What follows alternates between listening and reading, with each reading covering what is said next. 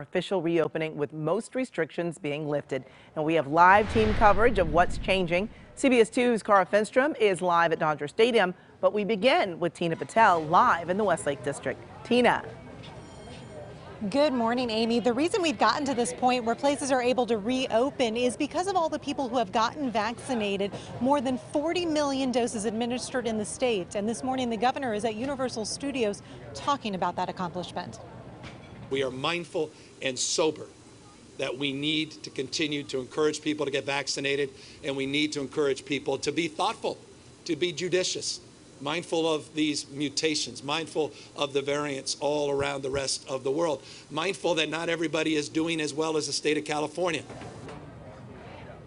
But the governor is celebrating this morning, giving 10 vaccine recipients in the state $1.5 million. And that's not the only thing to celebrate today. Everyone statewide will be noticing that things are starting to look more like normal again.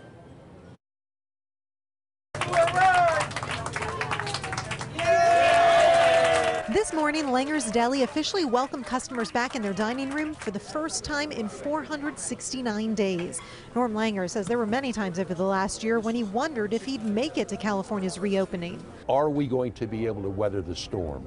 Was I making enough money to pay everybody, pay the rent, pay the utilities, pay the insurance, and keep the doors open? The restaurant stayed afloat with delivery and takeout orders, which allowed Jaime Castaneda to keep his job. But he says he missed seeing his regular customers. It was very different not having people come in and say, hey, Jaime, how are you? Or, sir, how you doing? Or whatever, you know.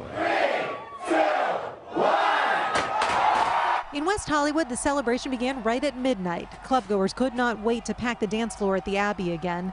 The state's reopening means there are no longer physical distancing requirements or capacity limits at bars, restaurants, or gyms. And if people have been vaccinated, they no longer need to wear masks indoors, although it will be up to businesses to decide how to enforce that. Disneyland announced yesterday that they will not be checking guests' vaccination records. They'll go by the honor system. They will still require cast members to cover up.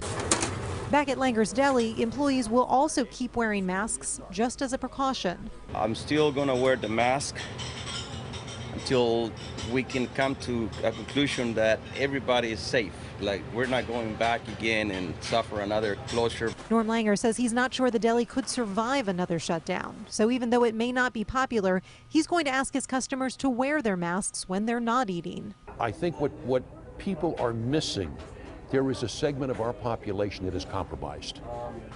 I happen to be one of them. And as long as I have a compromised immune system, I am going to do what's necessary to protect myself and protect my customers.